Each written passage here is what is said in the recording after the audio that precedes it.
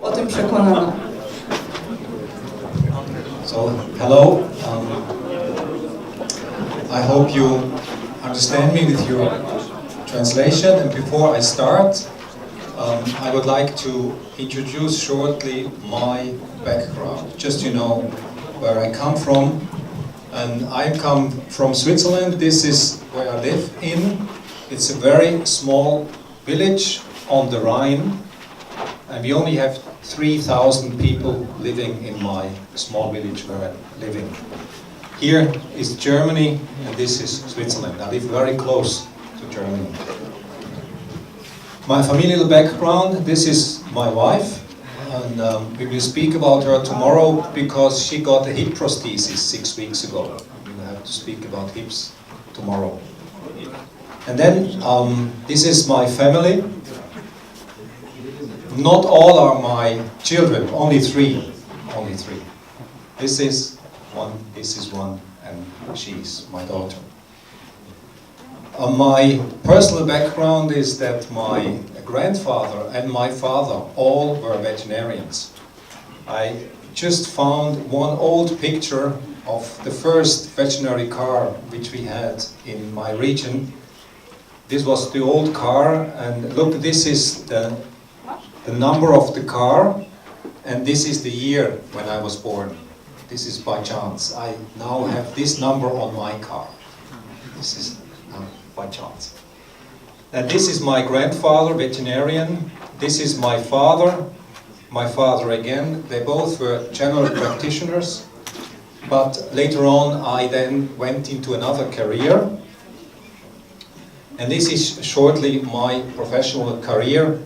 I started in 1990 when I finished my studies in Zurich, went then on to Utrecht in the Netherlands, was again general practitioner before I went to the University of Zurich to Professor Montavon, and I became a surgeon, a small animal surgeon, made this title, this ECVS title, and then opened 10 years ago my first and later on my second private referral clinic.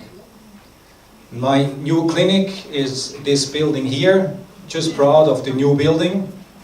We opened 3 years ago, and this is my team consisting of, this is my team consisting of me, my wife, and 3 technicians. We normally do a lot of orthopedic surgeries, and also soft tissue surgeries, and some dental cases. To finish, this is one of our dogs. He's called Iceman. Iceman. Like good. This showed a short summary about myself, and now, tonight, I would just introduce 2 chapters about stifle surgery. One will be about cruciate disease, and the other one about patelloluxation. And at the end, I will shortly say something about osteoarthritis in general. So my first couple of minutes will be spent on cruciate ligament injury in dogs. And to start with, I have to say you one important thing. And the one important thing is a misunderstanding. For long years, we thought cruciate disease in dogs is the same as in human beings. But, look,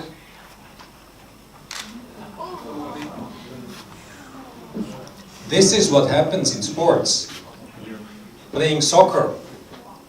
Who of you has a cruciate disease? Yeah, me also. Happened how? Sports. Huh? Skiing. Yeah. And tell me, how many dogs are going to ski? Yeah, one, maybe one. That's the exception of the rule. How many dogs go to play soccer? 1 or 2, but not many. So, it's not a good explanation to think that trauma or massive trauma would be the reason for a cranial cruciate ligament to rupture. So, it must be different. It must be different in dogs. different to human beings. And this is the misunderstanding. For many, many years, we thought it's the same as in human beings. Let's go in and put in a prosthesis or replace the cruciate ligament.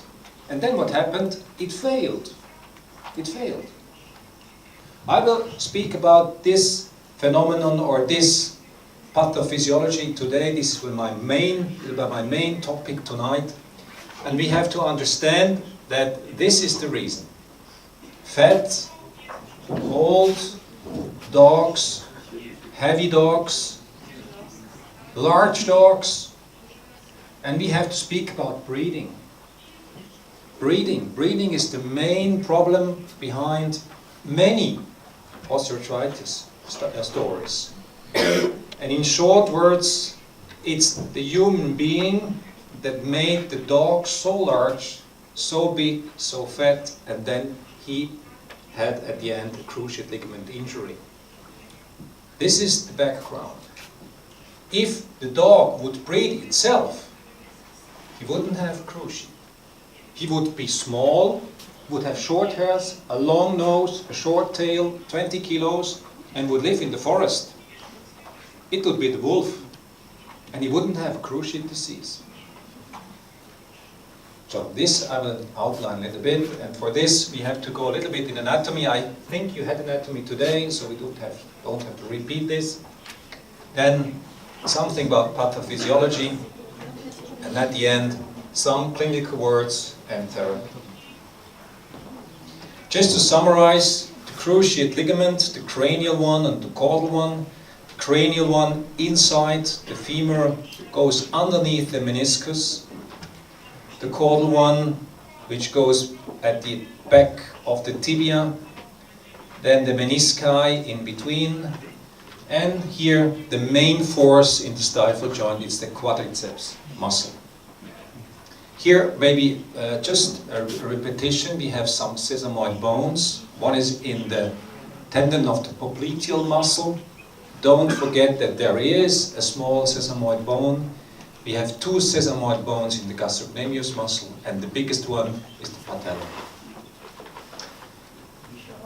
The meniscus itself is a complicated structure, has 13 tendons to the tibia and to the femur, is not very high vascularized, and therefore if we have a problem with the meniscus, we normally have to take off parts of the meniscus.